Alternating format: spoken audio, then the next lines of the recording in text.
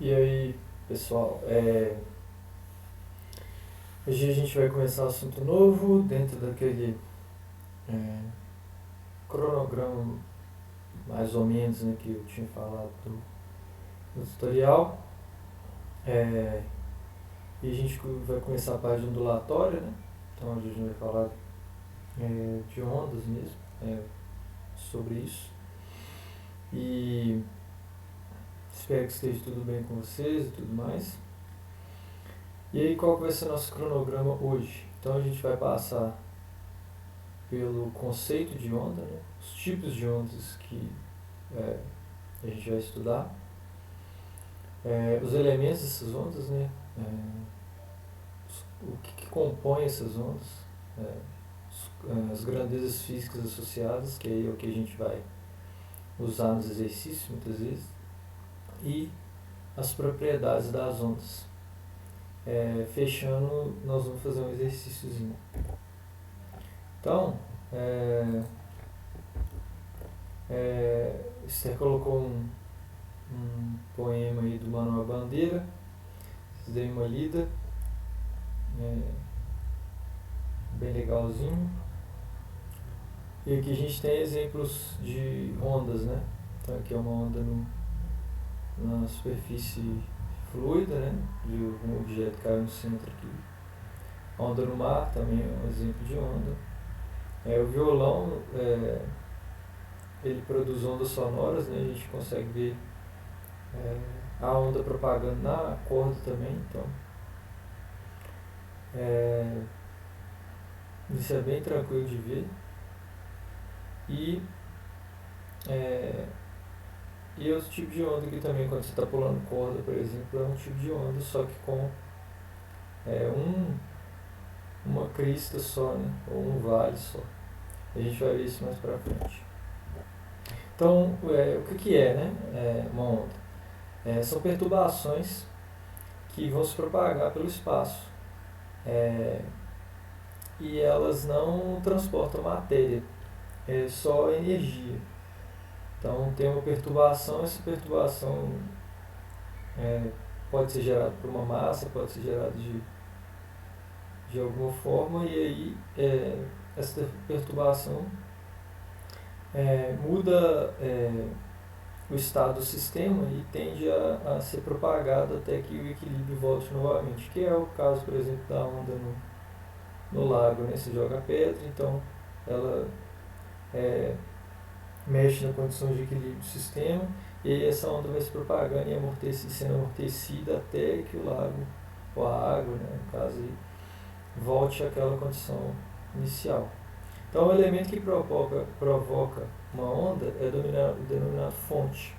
Então, a pedra que a gente lança assim na água, quando a água está paradinha e tal, ou um objeto qualquer, se pegar uma bacia, dá para fazer isso também, é a fonte desse fenômeno. Então, e aí a gente tem inúmeros exemplos, né? As ondas do mar é um tipo de onda, ondas de rádio, de som, só que aí o que muda é a fonte e a natureza dessa onda. As ondas do mar, o som, por exemplo, são ondas mecânicas, a gente vai ver isso mais pra frente, que são ondas que precisam de ter um meio físico ali para poder se propagar. As ondas de rádio, a luz, o raio-x, o micro-ondas são ondas eletromagnéticas, então elas não precisam de nenhum meio físico para se propagar. Elas simplesmente se propagam e vão sendo amortecidas também. Mas elas têm um alcance muito maior do que as ondas mecânicas, visto, por exemplo, que a luz do Sol viaja milhares de quilômetros até chegar na superfície da Terra e dos outros planetas também. E aí, beleza. Os tipos de ondas, né? As ondas mecânicas, eu já falei um pouquinho, são ondas que propagam em meios materiais. Então você precisa ter um meio ali. Aí você vai me perguntar assim, mas e o som?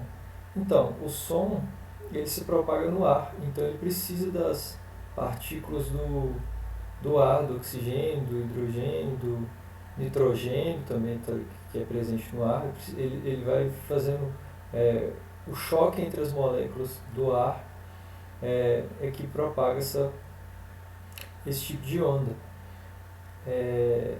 Por exemplo, a vibração na corda também. A corda é o meio onde essa onda mecânica se propaga. Por exemplo, alguma coisa que talvez vocês já tenham visto em filmes. Quando a pessoa chega o ouvido perto do trilho do trem, e aí ele escuta o trem chegando muito antes de ser possível enxergar pelo ar. Por quê?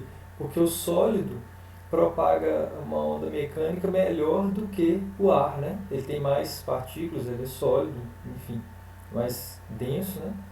Então, é outro exemplo também da onda mecânica. E, no caso, o som sendo propagado por um meio sólido. Mesmo quando a gente está debaixo d'água, que a gente fala alguma coisa, por exemplo, isso é uma onda mecânica se propagando no meio sólido também. É líquido, né? Mas um meio diferente do ar. Então, o som se propaga em meios sólidos também e líquidos, né? Que é uma onda mecânica. Desde que tenha algum meio para que possa ser propagado esse tipo de onda, vai acontecer.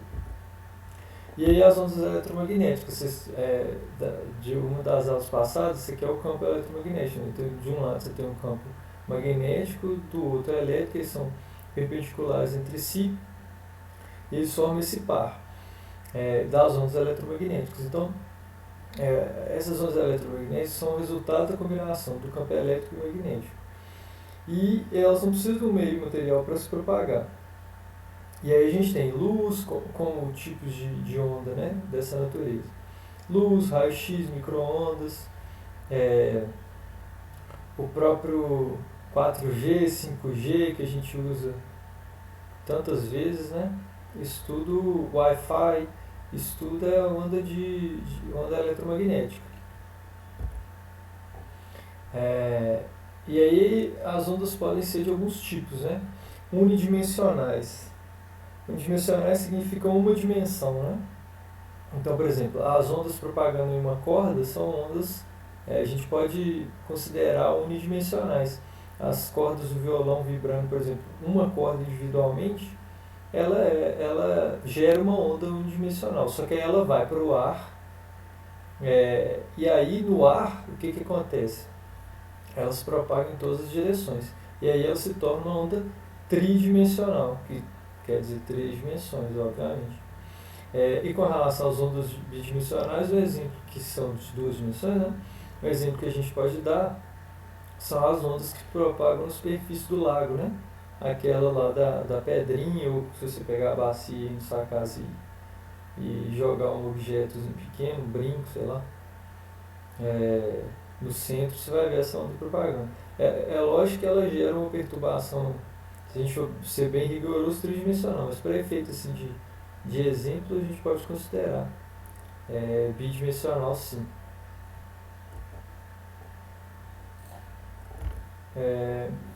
Bom, ainda com relação à direção da vibração dessas ondas, as ondas longitudinais, a vibração da fonte é paralela ao deslocamento da onda. Então, o exemplo são ondas sonoras, né? A gente vê ali o lugar onde tem mais partícula e o lugar onde tem menos partículas. Seria como se fosse um pico e um vale, um pico e um vale. E aí a gente vê claramente a direção da propagação da onda, né? E a direção da vibração também. Então, mais ou menos assim que funciona. E no caso das ondas transversais, a vibração é perpendicular à propagação da onda. Então, aqui a gente vê aquele exemplo clássico, né? O pico e o vale. O pico e o vale. Direção da propagação da onda e direção da vibração. Mas eu vou explicar mais para frente como é que funciona esse do pico, do vale e tal. Mas o exemplo de ondas transversais é esse, por exemplo, vibração na corda. Então, aí os elementos, né? Então a gente tem a amplitude da onda, o Azinho aqui, se a gente traçar uma linha central aqui, ó, que divide o movimento a onda em duas partes, bem no meio aqui, né?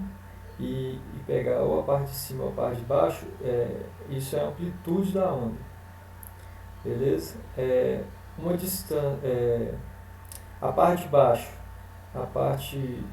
se a gente colocasse aqui um eixo X aqui, ó. Então a parte negativa do nosso eixo a gente chama de vale.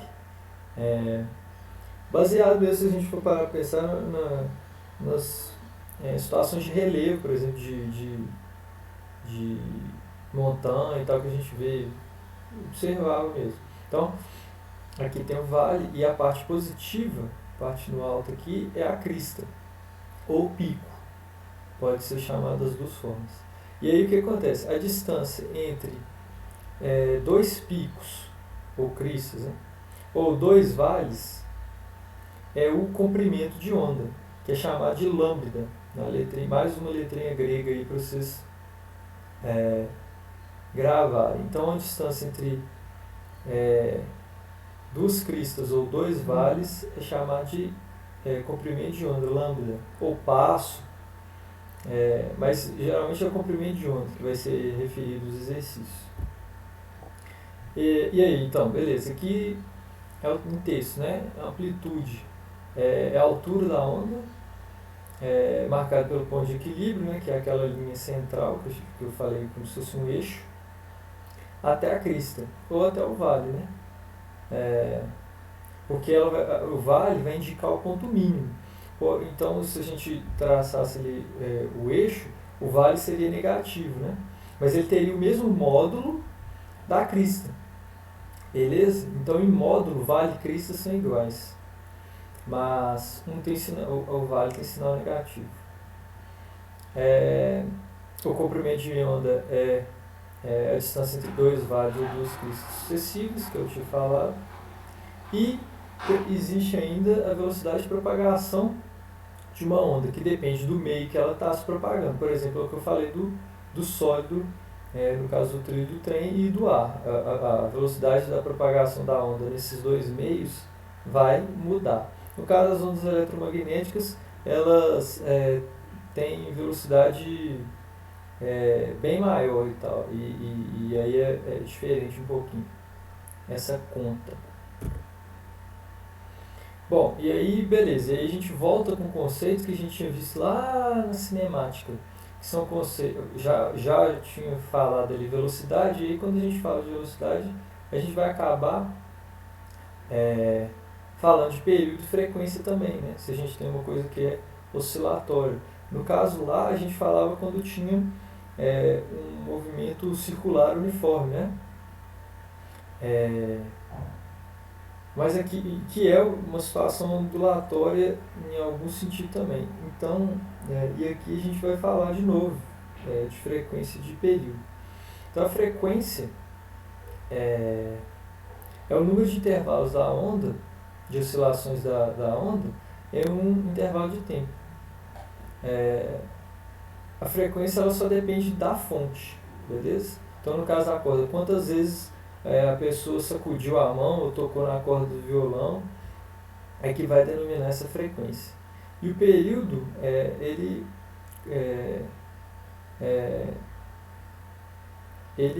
está relacionado com a frequência, né? Ele corresponde ao tempo de um comprimento de onda.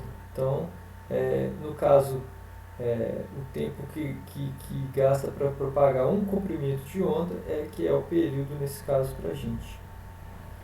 Beleza? Comprimento de onda lambda, lembrando.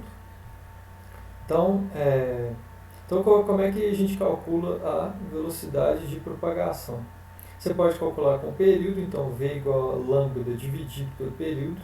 E aqui, o que a gente vai ter? Período em segundos, lambda em metros, metro por segundo, já está na unidade certa. Ó.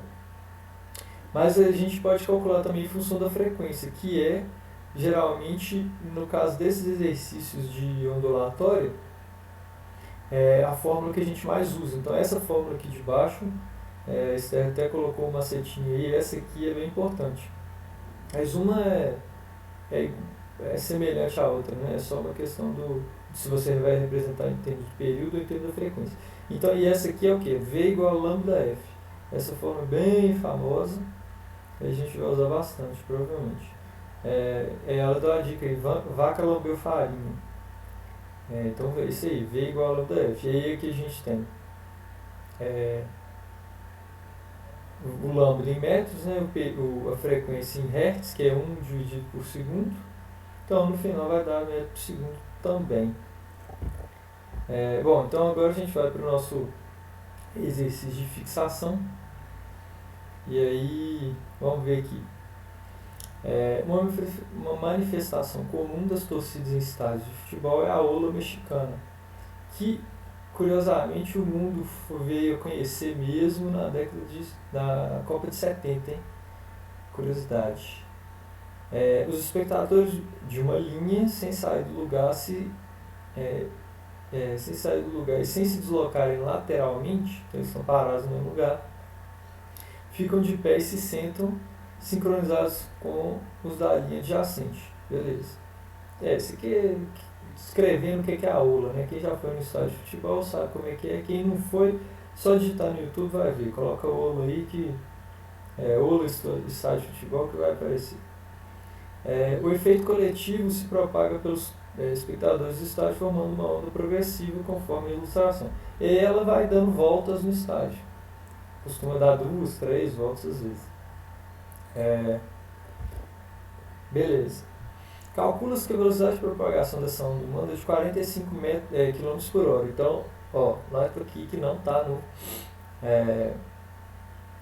na unidade do sistema internacional, está em km por hora. Não está em metro por segundo.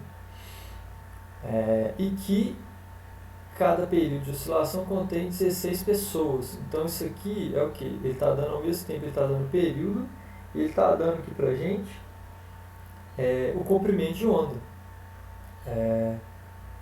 Beleza, então, e que cada período de oscilação contém 16 pessoas que se levantam e sentam organizadamente distanciadas entre si por 80 centímetros. Beleza. Nessa ola mexicana, a frequência em Hertz é um valor mais próximo de. Então aqui o que acontece? Em Hertz é sistema internacional, então é 1 dividido por segundo. Então essas outras unidades que a gente tem aqui, nenhuma está no sistema internacional. Então a gente precisa passar isso para o sistema internacional e aí a gente aplica V igual a lambda F, isolando a frequência. Beleza? Mas então vamos lá.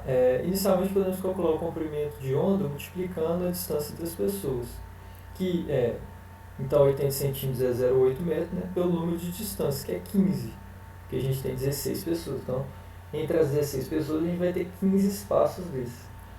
Então, que é o que eu falei, né? Que o número de pessoas indicou pra gente mais ou menos o comprimento de onda. Ele fazendo a conta, né? 15 vezes 0,8 vai dar que o nosso comprimento de onda é 12 metros. Beleza. Em seguida, a gente calcula a frequência através da expressão, né? F é igual a V sobre lambda, que isso aqui se a gente passar o lambda para lá, é o V igual a lambda F igualzinho. Então a gente só isolou a frequência. Então a frequência é igual a velocidade dividido pelo comprimento de onda. Só que a nossa velocidade estava em km por hora. E aí a gente de 45 km por hora. Né? E aí a gente precisa passar para metros por segundo. E aí é só também aqui a revisão de cinemática, né? Que a gente falou tanto lá na época. Basta dividir essa velocidade por 3,6. E aí fazendo essa conta, vai dar 12,5 metros por segundo. Beleza. Então a gente tem já o nosso comprimento de onda, que é 12 metros. A gente tem a nossa velocidade, que é 12,5 metros por segundo. Então se a gente dividir, vai dar um valor próximo de 1 Hz, 1,04. Então, no caso, por exemplo, no Enem, na hora da prova, vocês não precisavam nem fazer essa conta. 12,5 dividido por 12, isso é muito próximo de 1. A gente sabe que isso é muito próximo de 1. Então, olhando lá as alternativas, a única alternativa possível seria a alternativa C. Não precisava nem tentar fazer aquela conta.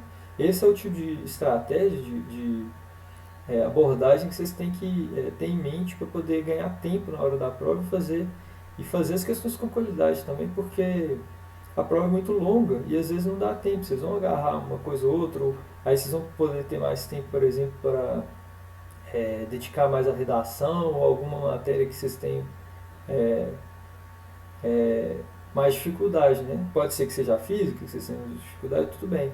Mas então, nas matérias que vocês têm facilidade, vocês têm que ter esse tipo de agilidade, de raciocínio, não preciso fazer esse tipo de coisa, eu não preciso ler tudo, eu não preciso investigar a questão. É, não adianta nada você ter certeza que você acertou 5 questões, se você tem que acertar 30, 40, enfim. Então é isso, né? A alternativa C, que é a alternativa correta, esse é o exercício de fixação. E a aula de hoje é isso, pessoal. Mais uma vez, muito obrigado. E eu e o Esté estamos aí para tirar dúvidas. A gente está demorando um pouquinho, mas vai sair uma cartilha sintetizando o vídeo tutorial de como é que vocês estudam e tal, como é que vocês. O foco da prova de física do Enem, como é que funciona e tal da aula passada, vai ser uma cartilha, um PDFzinho que aí vai exemplificar isso tudo para vocês. Mas enfim, espero que vocês fiquem bem e até a próxima aula. Abraço!